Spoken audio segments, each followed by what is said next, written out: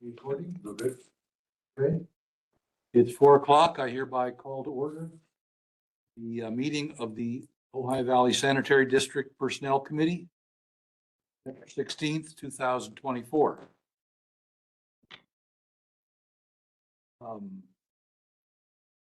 Like everyone's here, and so we don't need any consideration of director requests for 2449.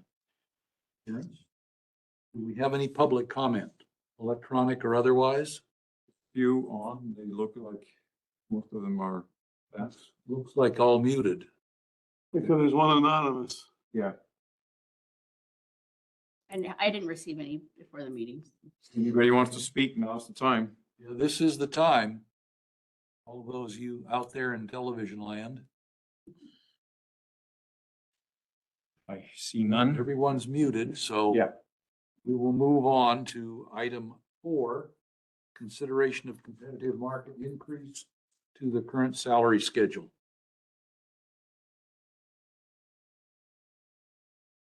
It's you. Oh, it's me.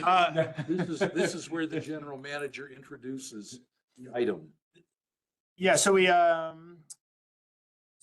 I guess with the, yeah, I'm sorry. The item was with consideration for a 20% increase of staff, not including the general manager's position or the business development position. Mhm.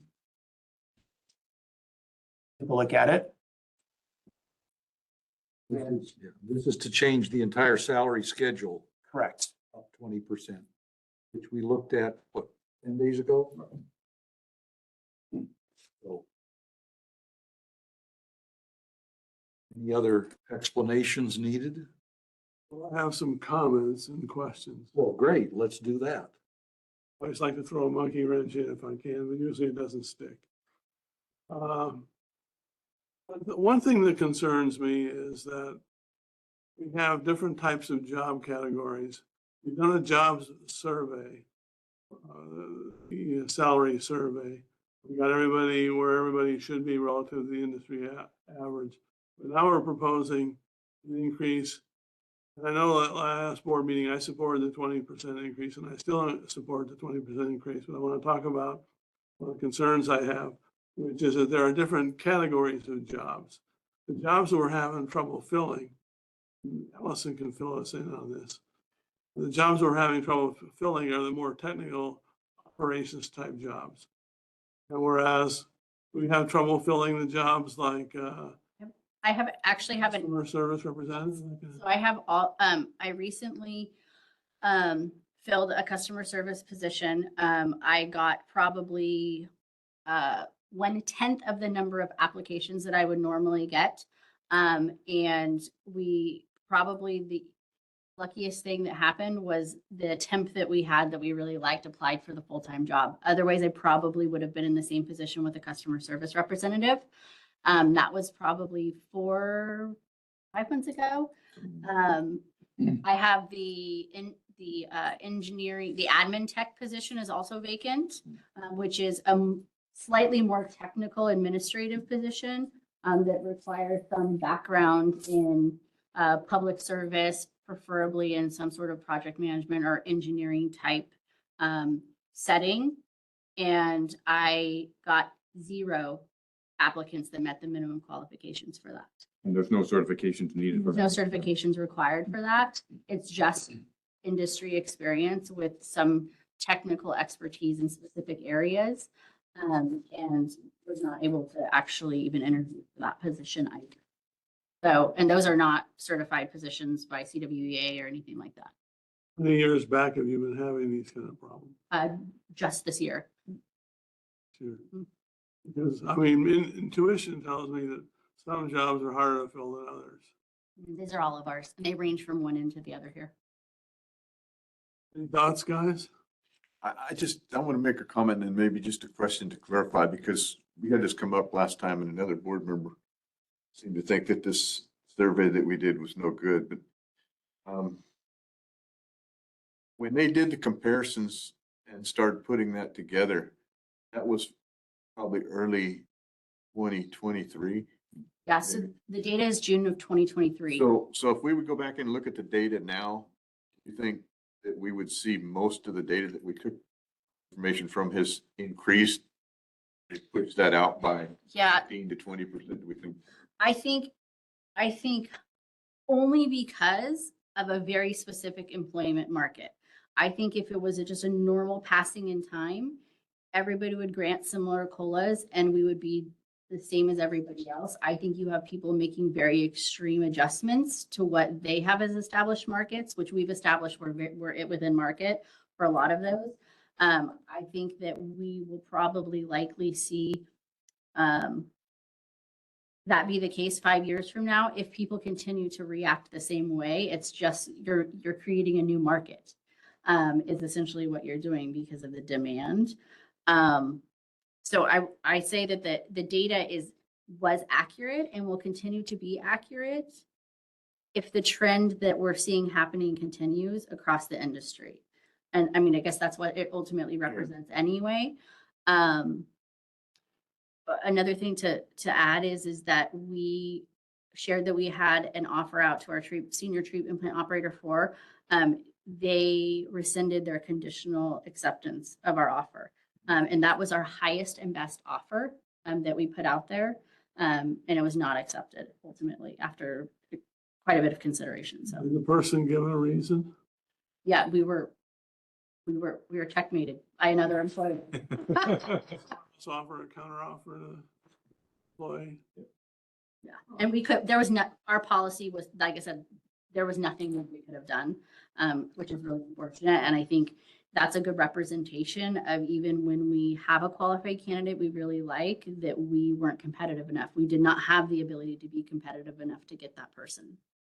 So. Well, you don't want to get into an auction with an individual. Well, our policy wouldn't have allowed us to, and we don't do that as a practice. It's just that there were flexibilities in their policy that we don't have in ours currently, that persuaded them to not come here. So Did they make another change or stay where they were? stayed where they were. Know what salary is on that utilities schedule? Well, without going into too much detail, our salary was competitive. There were other factors that we were limited by that had monetary value to them. Okay, I'll give up on that one. You're telling me that we're having trouble in all grades, All of them. all classes of employees, having trouble getting people. Which probably reflects the aging of Ojai, including me. Out of the work, as we leave the workforce, as we advance in age, it affects all categories and all classes. The next topic I wanted to bring up, just for the sake of discussion, is it's kind of a shock to me to give everybody a 20% raise all on the same time. Wondering if there'd be any consideration, or should we talk about whether we should give 5% a year for 4 years, or 10% this year, 10% the following year, kind of even it out so we have a chance to absorb the shock. I think those are things that we talked about the last time we got together. I think so. And the problem, that at least I heard from staff, was that other districts are going for a big leap. They're going to leave us, say, less able to find qualified applicants than we are right now. Okay. Is that about right? Other districts are upping 10, 15, 20%? That's what we're seeing. I kind of think that I think it's a great idea, but I don't think it'll work because we'll run into the situation where we keep pushing that grid out. Hire the new people at 20% more, and then we just give these people a 5% a year. But people are going to get that too, and it'll keep pushing that scale out, like what we did kind of with the cost of living. Okay, well, once again, I will withdraw my suggestion. No, it's worth discussing. Going over what. I recall some of our discussion the last time. And the last time we had significant inflation, I think was in the 70s. I was working at Rockwell International at the time. And they made the choice to just up the offers by 15-20% for new hires. And you had new hires making more than 5-year people. And it was as close to revolt among the engineers in the company as you might imagine. Engineers revolting, now that's a scene I want to see. I don't like the idea of reacting this strongly, but I think that's where the market is. And I mean, I wish I could have ever gotten a 20% increase. I did once changing companies. But beyond that, and that was not during a time of high inflation like we have had over the past 3 years. So I'm not happy about it. I don't think that we can differentiate one employee category over another when we're making this big a change. You know, if we were to up the rates for these 3 or 4 categories by 20% and not the rest, we would have the same kind of problem that I saw in the late 70s in Rockwell. And it was not pretty. Well, I hope our employees are appreciative of getting a big 20% raise all at once. Also retention tool as well, you know, I mean, so. It's a good retention tool, yeah, because it's not just making us more competitive for recruiting. Right. It's also retention. I understand that. So. Okay. And then another crazy, now I'm getting into the category of crazy ideas. As we increase everybody's base pay 20%, their retirement benefits are going to go up too. So we have to pay for the additional salary, not only the year that we pay their salary, we have to pay for it as long as they live as part of CalPERS. So mathematically, there's got to be a way. I just want to throw it out there. I don't want to come across as an old grouch either. But if we increase their salary, slightly decrease their we're at 2% at 60. Is that what we have? Depends. Well, what I'm saying is, if we had a slightly, instead of 2% at 60, we had 1.7 at 60, or 1.8 at 60, or something like that. That would be a 20% decrease in the PERS allocation. And so they get the same retirement. We would increase their salary to stay here. The retirement would stay the same. Are we kind of stuck? That's just too complicated and too mean-spirited to contemplate. You see what I'm trying to say? Increase the base salary but decrease the retirement, so they get the same retirement benefit. They don't get more of a retirement benefit. Yeah, I understand what you're saying. I think the problem with that is that you're making yourself less competitive in another area of great importance to people. And that is one area that we are right where everybody else is, with the exception of the sad part of the highest 3 years, which we cannot change. That had to be changed prior to PEPRA. And so we are stuck in that, and we will sort of always be at a disadvantage when it comes to that, per CalPERS and my research, based on our last conversation. Because we are the only ones that of our comps that do the highest 3 years for classic employees versus the highest 1 year. And we are forever stuck with that, apparently, so, which will make a difference to some people. So I wouldn't recommend changing that at all, because we're already at a disadvantage in that category of retirement. But the 2% is Because we're on standard. 3 years and Correct. all the comparable districts are in 1 1 year. Mhm. So, because PEPRA has to be 3 years. So all the other districts are the highest 1 year for classic employees and the highest 3 years for PEPRA, because that's standard. That's So are we. Right, but we're the highest 3 years for all Pepra and Classic. And once Pepra was activated, you cannot change your Classic member level after that as part of your contract, so, which was 2013. So, So we can't change the 3 years then. no, Ah, I know, sorry, I reached out to them after our last meeting. now, when we give this 20% boost, we're gonna have to, I believe we have to give a lump sum to CalPERS. Because everybody's retirements are gonna be increasing. No, it'll be a consideration next time, but we pay as we go, the full consideration. So we're always pay as you go when it comes to our CalPERS retirement. It just gets factored in when we report payroll. Okay, so you're saying there's not gonna be any lump sum? Once or twice a month, the CalPERS Correct, When I was at, contribution is gonna Correct. go up, but starting now. correct. We remit the amount based on payroll. okay. Because when I was at another agency, working for another agency, we had 2% at 16, we changed it to 2% at 55 or something like that. And when we made the change, we had to buy into that additional benefit. That you, yeah. Yeah. We're getting a lump sum, but it doesn't apply here. This is strictly going forward.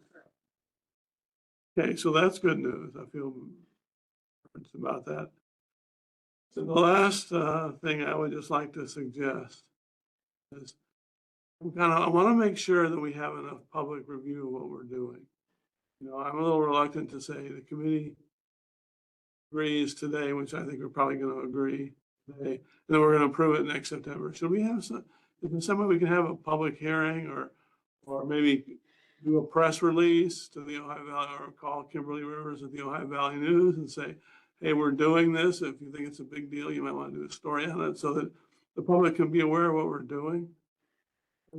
I want to make sure we have fully open on, because it's going to come as a shock to a lot of our customers that giving a 20% increase salaries to all of our employees. That might be newsworthy. I don't want it to go in under the radar. So what do you guys think of that? I think that's the second topic that ought to be raised with the Ojai Valley News, and maybe with the Star too, for that matter. If the Star reports on it, then people all across the county are going to hear about it. That'll be more help recruiting Yeah, that's right. than putting it in the Ojai paper, which we should also do. My question, Allison, what can we do to make sure this is more public? People are aware of what we're doing as much as we can. I mean, we can't force people to read articles, but I just want to make sure we give anybody that's interested in tracking us the opportunity to know, be aware and make comments. Sure. I mean, Scott can reach out to Kimberly and, do an interview and, try to clarify exactly, why this is being considered, and try to provide some sort of clarity and, transparency in that. I mean, we can totally do that. He can request that the paper run a short interview or article about it. I would appreciate that. I chat with Kimberly on a regular basis and with Laura Ward. Okay. And I can just suggest to them this case as well, because I have another topic which we may or may not discuss tonight that I think they ought to be looking at for the paper. Okay, appreciate that. Okay. In the staff report, it says we had 3 applicants meeting minimum qualifications for the administrative technician, but no interviews. No, so I slightly misspoke when I said we had 0 qualified applicants. Those applicants met the minimum qualifications.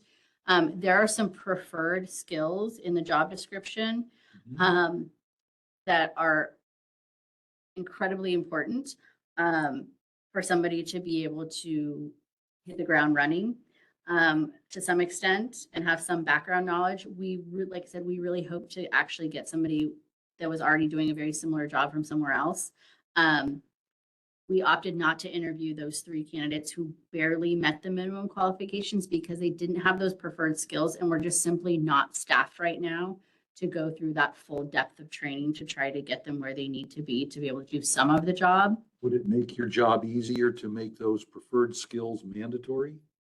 I just don't know. I think we would limit our applicant pool quite a bit.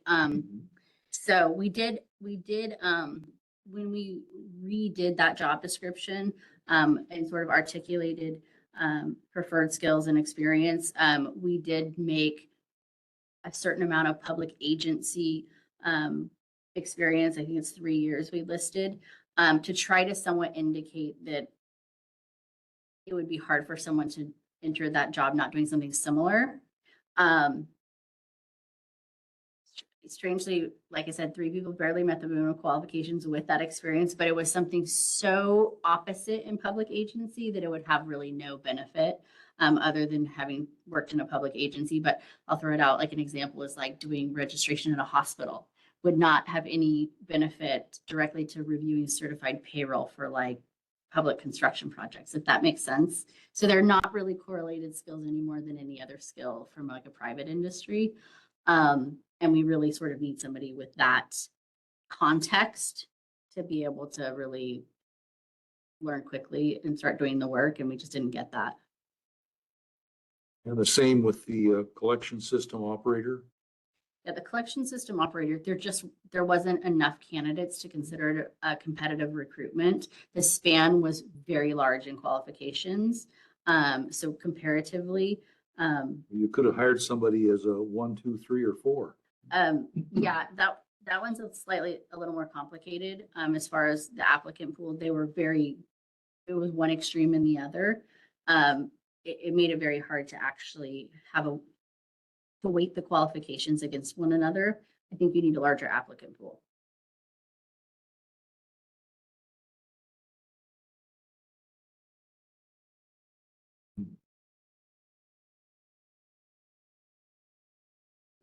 If you hire somebody and they don't work out, you can always unhire them. And, I mean, they're leaving. There's a somewhere wide else. range of It's a little bit categories we expensive, can though. put people into. What? That's a little expensive though. Yeah?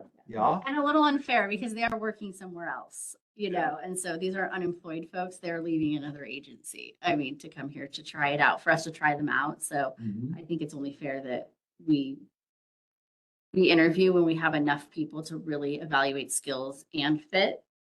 I mean, we usually interview somewhere in the ballpark of 15 people that are very qualified for like a collection system in our normal recruitment. So having 2 is not a competitive recruitment.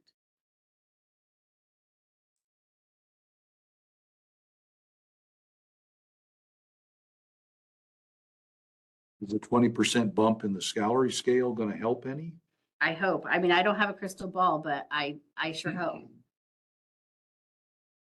Have we had people, you said you've got 11 applications for the administrative technician. I would normally have somewhere in the range of 80 to 100 for that job normally.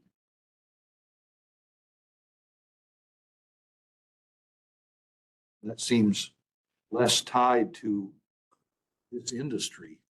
It is and it isn't. It's a broader applicant pool.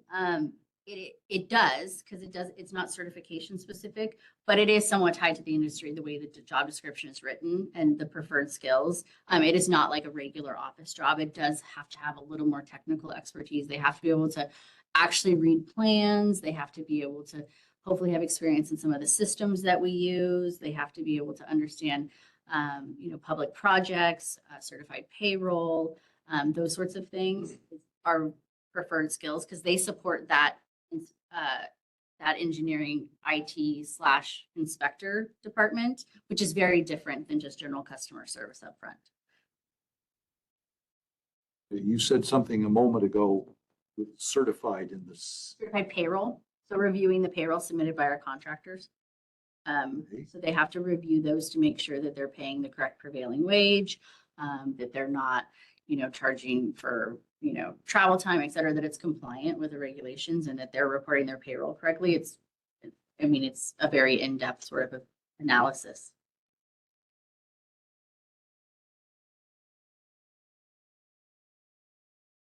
And you said the senior treatment plant operator turned down our offer, Correct. but not because of salary. Did not specifically say. It was only hearsay of what we heard, but there was no specific thing given, other than it was an offer they could not refuse. So,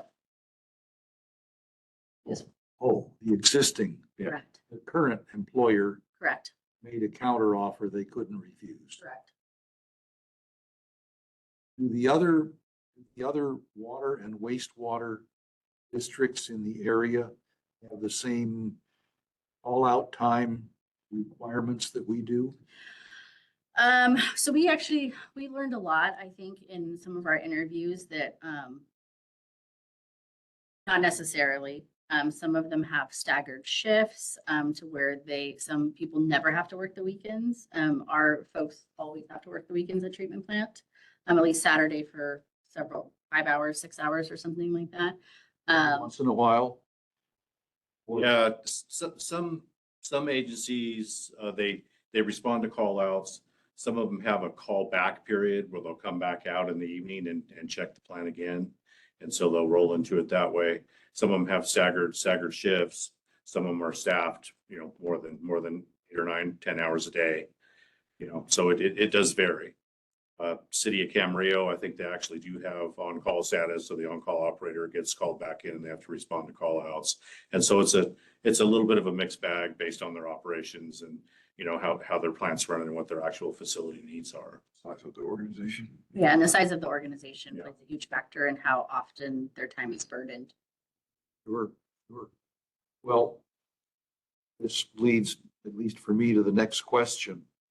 Are there other factors that we need to be changing here? Help with recruitment. If we couldn't get the senior treatment plant operator, but not for salary, rather for other factors, what other factors do we need to be looking at? One of the factors that we know for certain is that their existing employer's cashback policy is very generous, and that was an enormous factor. And I think there was some discussion about future opportunities, planned upgrades, changing in staff or structure, moving forward, some potential retirements and some Big opportunities. promises. Yeah, Well, they're a lot larger than we are, so organizationally, there's more opportunity. And so that's something that we can't compete with necessarily because we're small. But like I said, some of the things whereas their cashback feature for benefits was quite a bit higher than ours. And so that played a factor in dollar for dollar for analysis. Okay. So, not something somebody should really count on because that could change at any time. Sure. Fact of the we matter always is, say that. it is money coming in, for those with families and stuff, they count on that. It actually reminds me of a topic that I raised some months ago when we were talking about organizational structure. That is, I expressed the confusion that there was no water treatment plant. So we had a really impressive wastewater treatment plant, but we don't have a plant supervisor. We have an operations manager and a lead operator. And if we had a position that was treatment plant supervisor, it's kind of a little feather in the cap for somebody to aspire to do.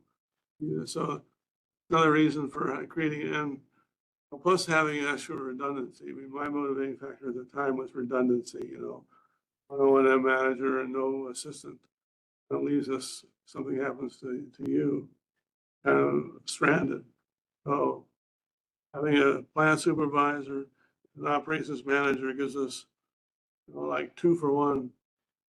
It's something someone at the lower level can aspire to. So just want to throw that out there. Let's Bill. I got a lot of them. I just don't know if I'm going to get into them just yet. Well, it's not a topic for today, maybe. Maybe we can shelve for later. Well, it sounds to me like it's clear that our salary scale is not competitive at the moment. Other things may or may not be competitive. There's always the auction effect. Somebody talks to us. That we can't do anything about. It seems to me there were other factors that are yet to be considered in depth by this committee. Should get to. We're going to be competitive. And when you're small, there's always the problem. You're going up against people with more cash reserves and the ability to hire engineers in training or operators in training that we don't really have room for. Everybody's got to be working. Right? So there are some natural handicaps with a district this size. We can't do a lot about right now, short of merging with another district, which I'm not suggesting, by the way. But economies of scale are against us right now. My preference would be to enhance our attractiveness wherever we can. That's not one that we can do. We can go here and there, elsewhere, say, well, we can't offer you 7 steps between you and the plant operator. You can make yourself feel good about yourself every 2 or 3 years, you get a new title. Have that. Or we don't have a structure where you're 5 years in, you can have 20 people working for you, because that's all of us. So we have to take other measures, be as attractive as we can to candidates. Always the first thing that comes up is money. It's one thing we have control over. It is one thing that we have control over. Yeah, I think another thing that we can maybe look at is the fluctuating schedules. Not the traditional 8 to 5, Monday through Friday or Yeah, 7 to 4. 980 or the Yeah, we can 880. we can look at some of that stuff. I think that's something that we can control and maybe make work. And that might be something that appeals to people as well. I think that's been known too. Yeah, we've started those conversations. Worked at 980 for 8 years. Loved every minute of it. I know that that's something that people in the workforce look at now. I know with charter, there hasn't been conventional standard work times in that organization for years. They were 7 days a week, 20 hours a day. Had people working shifts, and that's heartburn to start with, but it's something that works for a lot of people. And that might be something that we can look at. Makes it more appealing. Yeah, okay. Our job doesn't end today. We have to keep going. Make things we can do to make it better to work here. That's right. We're not going to solve the problem of hiring new people just with a salary increase. It's going to take more. Well, that won't be the only thing. And that, But if we're behind right now in that area, I think we need to catch up in that area while we look at others. that there may be some value in what Scott can bring forward. Maybe what he knows from different organizations and what. Yeah, Scott, can you help us steal people? I'm going to say that because it's being recorded. No, I cannot help steal people, but I can certainly reach out to folks I know. Don't use the P word. We'll ask. I do think that the competitive salary is frankly, it's required. I think that having flexible work schedules is going to be beneficial to certain people. Right, in recruitment, where I think that they find that a value in that. I think those are probably the two biggest ones. Frankly, I think even the flexible work schedule, if it was a 980, I think it actually provides benefit to the district because you end up with a little bit more tool time oftentimes on the other side. An 8-hour day, starting at 7, knocking off at 3:30, ends up with a pretty short tool time in the afternoon. Depending on where you would put that in, I think a 9-hour day is just less, right? There's more core time working, less starting and stopping. I think it actually improves efficiency. The 9-hour day does. We, in a different context, I think I may have mentioned before, in 3 or 4 of the charities that I helped manage down in LA, I'm down to 2 now. We went to 2-year terms for all the elected officers. Because it took 6 months at least to figure out what the job really was. And you had 6 months of productive work and you were starting over with somebody new. Even if it was going from VP to vice president, you had a different set of, of responsibilities. So we found that going to 2-year terms meant we had that tool time, as you called it, set up and tear down of the office be a smaller percentage the overall time that somebody was functioning in a position. Maybe the 410 is even more so. I don't know. I never worked a 410 schedule. I worked a 980 for 8 years and it was great. A lot of people I've talked to about the 980s, they were reluctant going in because they're comfortable with it. But once they got in place and they got comfortable with it, never heard anybody complain about it. But there are pieces of that we need to consider before we actually make that decision, I think. There's other things on the list too that we need to consider, in addition to actually raising the scale.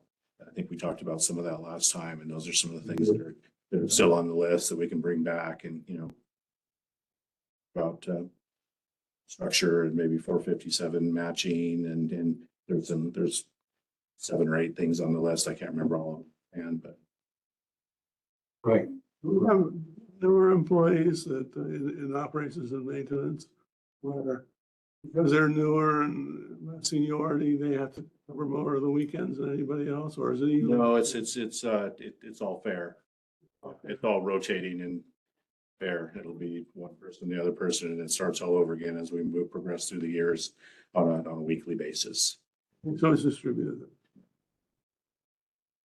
All people with a certain certification are in a rotating. Well, everybody at the plant is in a rotating basis. Even the grade 2 operator we have at the plant, but the difference is the grade 2 operator has to have somebody backing them, so they can come into the rotation. They can be on call after hours. They can work the weekend and take care of duties on the Effectively holidays. But somebody else has to be in rotation standby with them for them to call in case they have problems. Which a lot of us stay available to calls, whether it's somebody on a higher level or not. Things happen, right? Yeah, they have people chime in and solve problems sometimes. Okay, to move this ahead, should we just, do we all agree that it's 20%? I do. Yeah, I'm comfortable with that. I do too. So do we need a motion and a vote here? You don't, you're not taking any action. You're just making a recommendation. Yes. The consensus of the personnel committee, we recommend to the board at the next board meeting, 20% upgrade in the salary scale. Could you word the item on the agenda so that we can discuss and possibly approve? Because people like Lowell might have some questions. We may have to come back. And I respect that. Yeah. Sure. Sure. I mean, it's So- always up for discussion when it goes to the full board, but ultimately you guys make a recommendation for consideration, but the conversation can go in any direction. Right. But yeah. Before more opining. And then did I remember correctly, you're not here on the 23rd? I'm probably not gonna be here. Try to make it back, but certain how my schedule's gonna work. Yeah, I'll be leaving on the 19th. I'll be available by phone, but I don't know that I'll be back here. Do you want to postpone this to the meeting you're going to be here since you're a committee member and Or we've been part of a you lot know, of the conversations? if you can't be back for the 23rd meeting, you know where you would be. Because the Brown Act allows you to participate remotely if we list wherever you are as a part of the open meeting. Yeah, I don't know that I'm gonna know for sure where I'm gonna be within, Oh, okay. beyond the I-5. Yeah, we were thinking the pilot fuel station on the 5. or- Yeah. You wouldn't meet me there. Well, Yeah, I, I'm for not sure. example, am doing that Yeah. for the October 2nd Planning Commission meeting. You know, if the staff would like some extra time to kind of clean the presentation to the board up, we could have a little bit more backup. The committee wants a little bit more time to discuss it. I wouldn't mind tabling it till I'm back.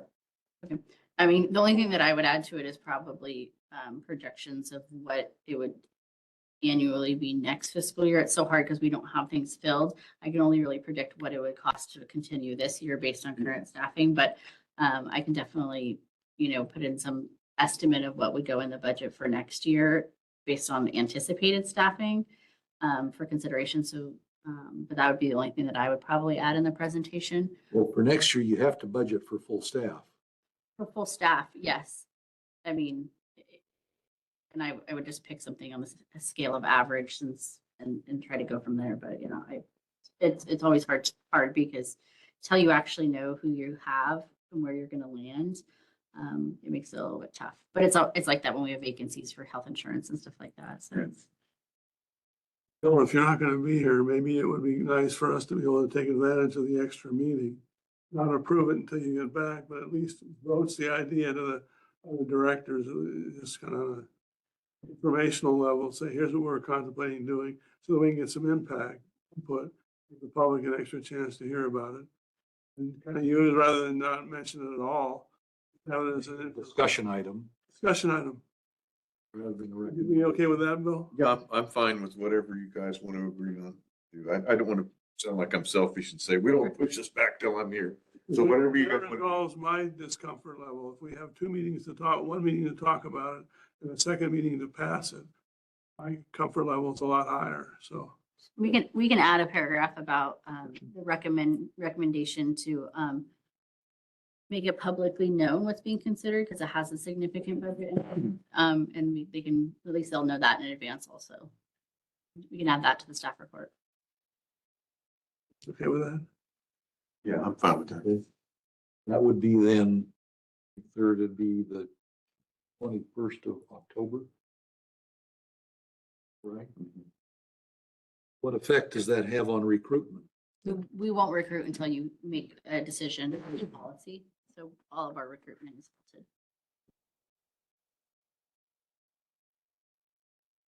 Well, I can live with that then.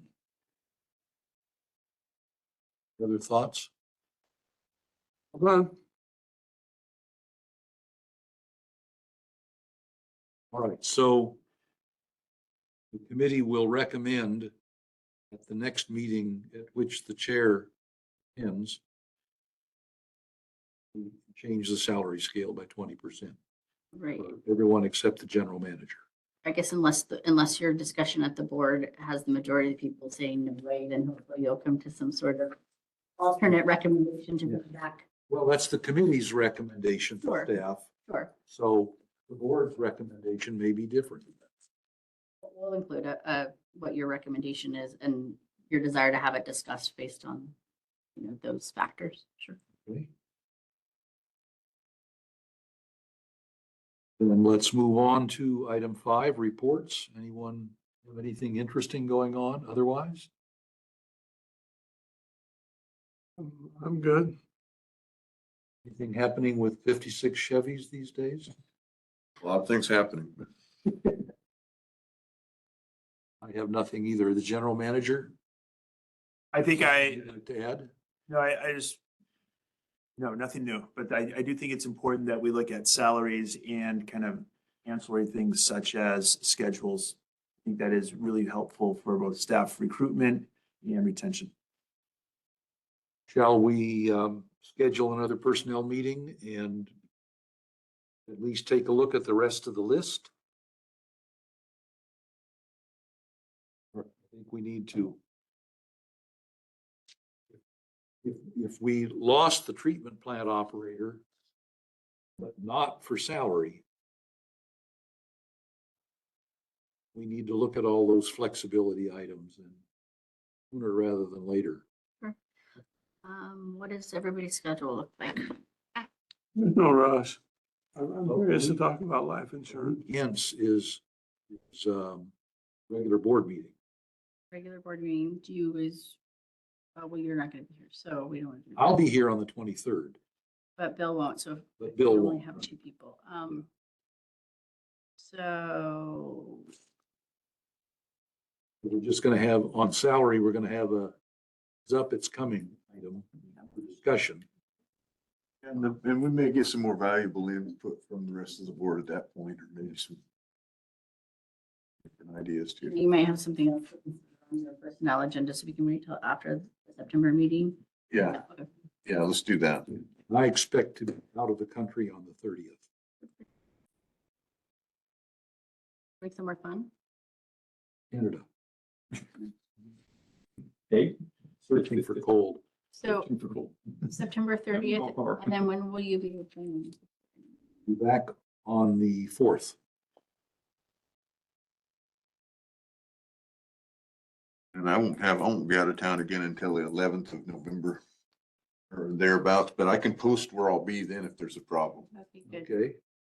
And then, so you're out of town 7th of November, we can, September what to the 24th? September, just. The 19th The 24th? to the 24th.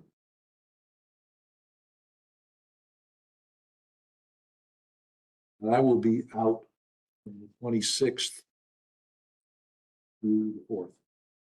Well, I'll be back on the 4th, Okay, so you'll getting be, into LAX at 1 o'clock, okay, so you're actually gonna be on the 26th, the 4th. Got it, 26th, right? got it. Okay, You know, one thing we forgot to do is ask for public comment on the topic we covered today. Should we, maybe wants to weigh in? That's true. It's true. Let's back up a bit then. Ask, is there anyone out there? See 5 people signed in. All anonymous except Liz. And wondering, does anyone have any comments on what we have done so far?